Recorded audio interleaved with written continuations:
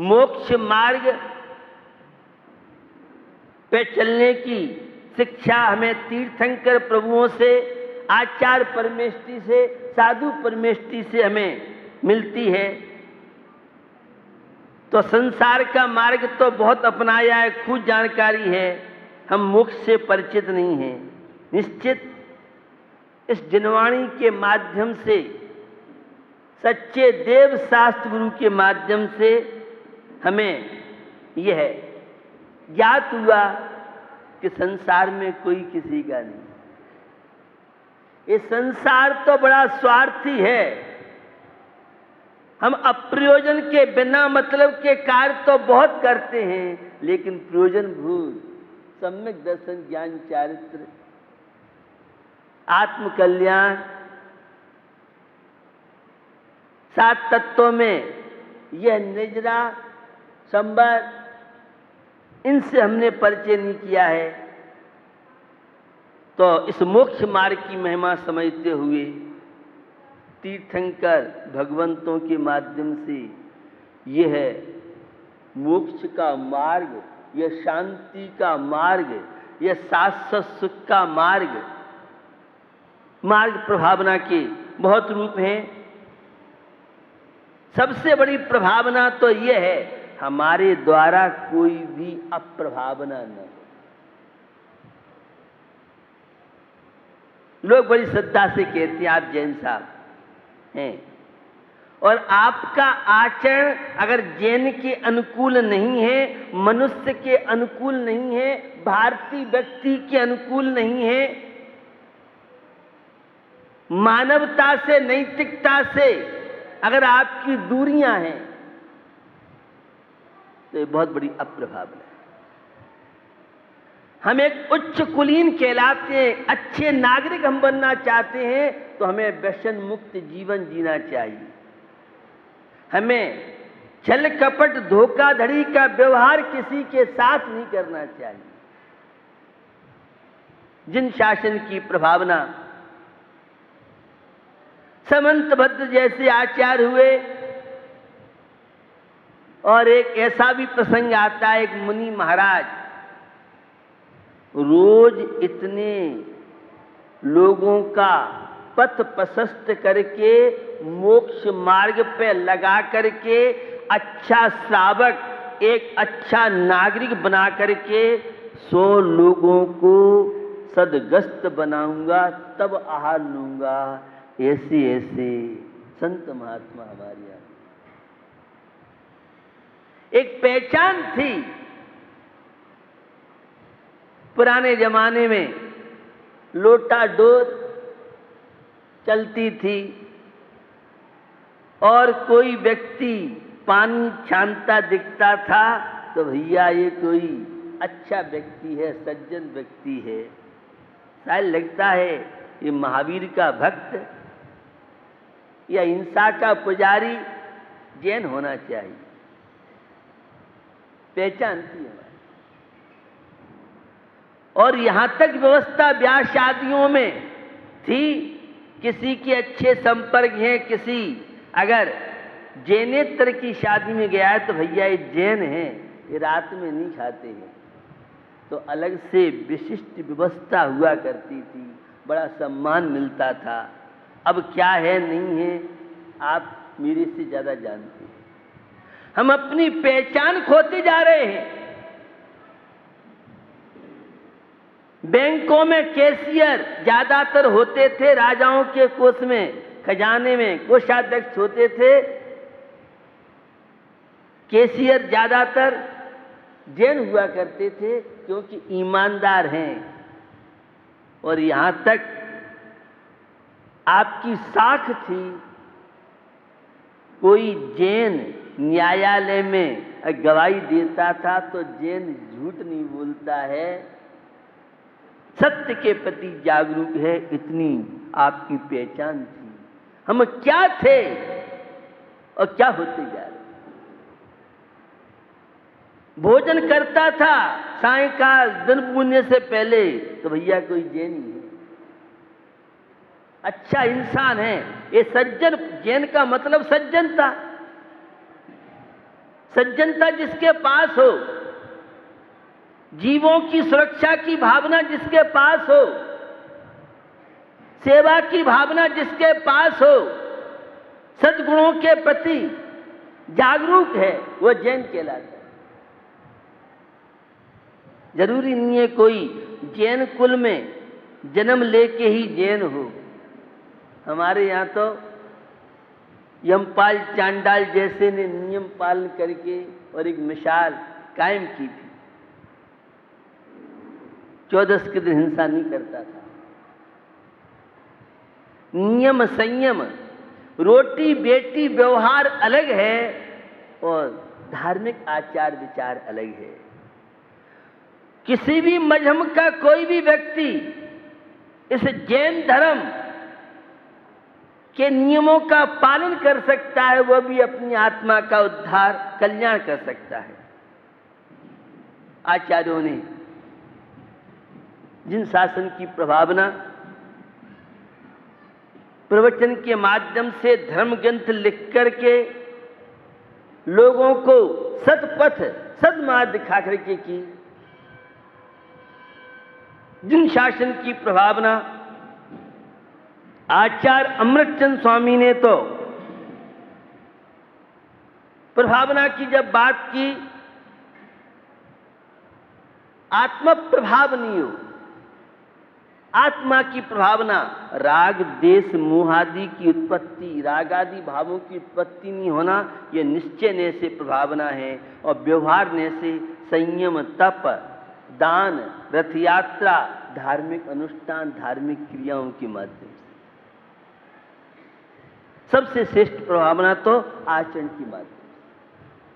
अच्छा आचरण, जीवन में ईमानदारी, जीवन में प्रामाणिकता, साख बहुत बड़ी चीज है। विश्वास बहुत बड़ी चीज है।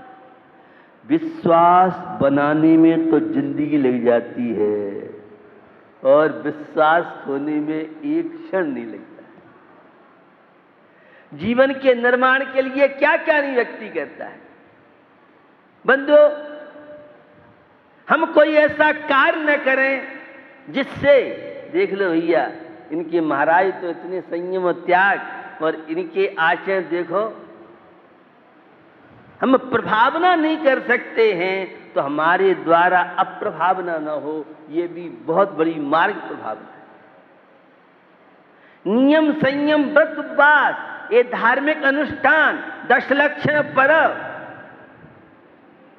सब्जी वाले कहते, भैया कब से तुम्हारे पर्व, अब तो हमें भी 10 दिन के लिए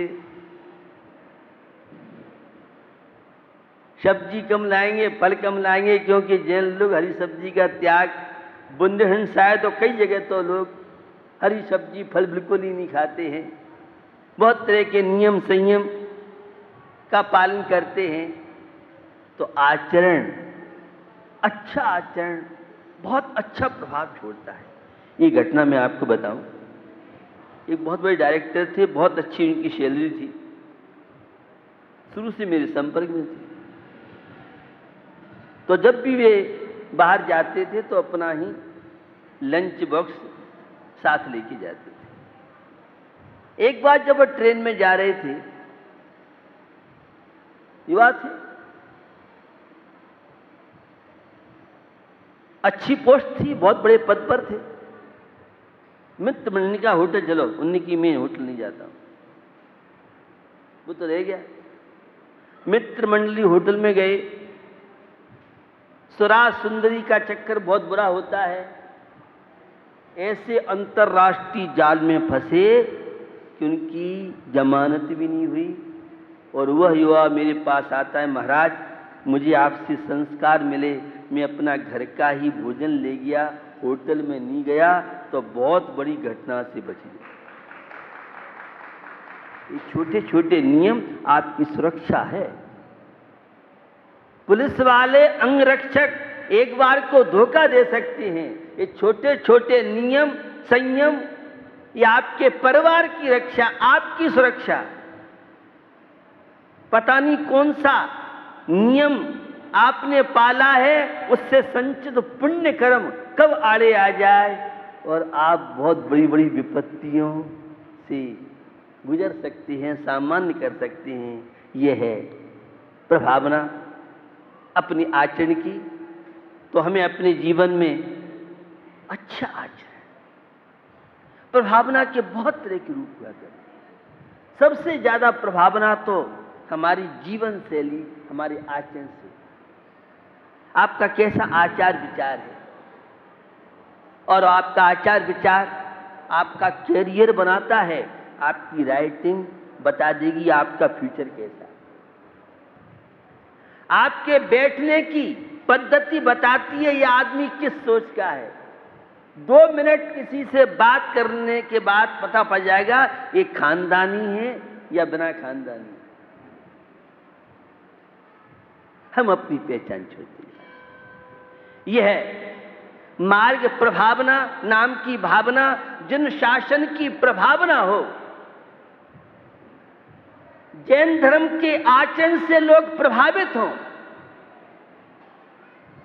वो अहिंसा धर्म कैसे जन सामान्य के जीवन को उन्नतशील बनाए, महान बनाए, तो वास्तव में तो सम्यक दर्शन से संपन्न मुनिराज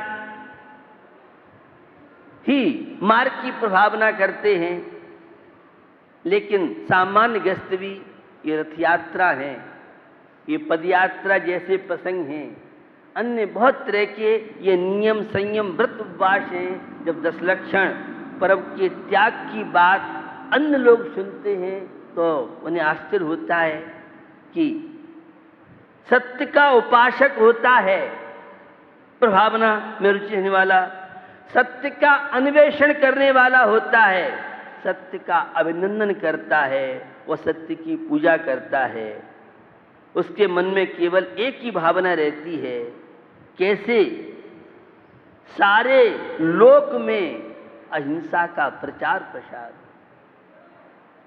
मैंने शुरू में बताया था तीर्थंकर बनने वाले की क्या भावना होती है, पूरे विश्व के प्राणी सुख शांति प्राप्त करने, संसार में कोई भी दुखी नहीं रहे।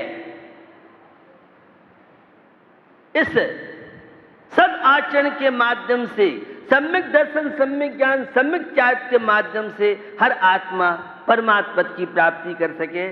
ये दान है, पूजा है, ये धर्म प्रभावना के बहुत तरह के प्रसंग हैं।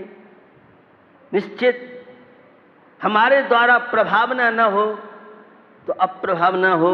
हम कोई भी अपने जीवन में नशा न करें, हम कोई भी अपने जीवन में ऐसा खोटा आचरण न करें, बुराइयों को जीवन में स्थान न मिले। जिन शासन मोक्ष मार्ग निरंतर चलता रहे, ये संयम तप त्याग के माध्यम से भी प्रभावना होती है, ये व्यवहार की प्रभावना है। तो निश्चित हम निश्चय और व्यवहार दोनों प्रभावना के माध्यम से विकास करें, उन्नति करें। यह जीवन बहुत अमूल्य है। इस अमूल्य जीवन का सदुपयोग जिन्होंने किया है, निश्चित अपने जीवन में अच्छा आचरण, अपने जीवन में नियम संयम का पालन करें। एक सज्जन थे, बहुत दानवीर, और वे जहां धार्मिक मंदिरों का निर्माण, तीर्थ क्षेत्र, सत्पात्रों को जहां दान देते थे, वहां गरीब विद्यार्थी हैं, दीन दुखी हैं, कोई उनके द्वारे पे आ जाए तो खाली नहीं जा सकता। लेकिन जब वे दान देते थे तो बहुत नम्रता, कभी आंख उठा के वो देखा। कोई भी आता था तो चुपचाप। एक सज्जन बड़े समझदार थे, अपने आप को बहुत समझ मानते थे। उन्होंने कहा, आप इतने बड़े दानवीर हैं और आप हमेशा नीची गर्दन आपकी रहती है। वे समझदार थे, विवेकी थे। उन्होंने कहा मुझे बहुत शर्म आती। अरे शर्म क्या की, आपका तो प्रभाव है, आपका नाम है, इसलिए शर्म आती है। भैया देने वाला तो दूसरा है, तो मेरा लोग व्यर्थ में ही यश गाते हैं, मेरा नाम लेते हैं। मैं कौन होता हूँ देने वाला? मुझे लगता है ये झूठी मेरी प्रशंसा कर रहे हैं, इसलिए मुझे शर्म आती जब कोई मेरा दानवीर मेरा नाम लेता है, मेरी प्रशंसा करता है, तो मुझे शर्म आती है। मैं देने वाला कुछ नहीं हूँ, सामने वाले का पुण्य कर्म का उदय है, मैं तो एक निमित्त हूँ। यह है दान देने वालों की। गुप्त दान सबसे श्रेष्ठ दान है। मैं कौन होता हूं देने वाला, ये सब ऑटोमेटिक हो रहा है, मैं तो एक निमित्त हूं। तो हमें अपने जीवन में जिन शासन की प्रभावना के लिए इस मोक्ष मार्ग का ज्ञान, 7 तत्व 6 द्रव्य 9 पदार्थ 5 अस्तिकाय का ज्ञान हर व्यक्ति सीख सके, हर व्यक्ति मंदिर से जुड़े। एक व्यक्ति को आपने मंदिर से जोड़ दिया तो बहुत बड़ा काम आपने कर लिया। एक व्यक्ति को नशा मुक्त बना दिया, एक परिवार टूटते हुए को आपने बचा दिया, बहुत बड़ा काम आपने कर दिया। हमें जीवन मिला है तो हम भी अपने सद आचरण से ऐसे कार्य करें जिससे लोग मुक्ति पथ को समझ सकें। राग द्वेष मोहादि घटे, अशुभ आश्रव पाप क्रियाओं को छोड़ के पुण्य कार्यों में, जब भी धार्मिक क्रियाकलापों में आप लगते हैं, तीर्थ क्षेत्र में जाते हैं, तो संग लेके जाएं, अच्छे कार्यों के लिए लोगों को प्रेरित करें, अनुमोदना करें। ये फ्री फोकट की पुण्य वाली, तो निश्चित हम, कोई गरीब है, दुखी है, परेशान है, कोई विपत्ति के कारण धर्म से विमुख हो रहा हो, तो से उपगूहन अंग है, स्थिति करण अंग है। भैया घबराओ मत, ये संकट विपत्तियां किस पे नहीं आती हैं। जीवन में कितने उतार और चढ़ाव तीर्थंकरों को देखने पड़े। बड़े बड़े पुण्यशाली, पुण्य उदय जिन के तिन के भी नाहि सदा शोक साता, यह जग बास थारथ दीखे, सब दीखे दुख दाता। कितना भी पुण्यशाली हो उसका भी अशुभ कर्म का उदय आता है, और कितना भी पापी हो उसका भी पुण्य का उदय आता है।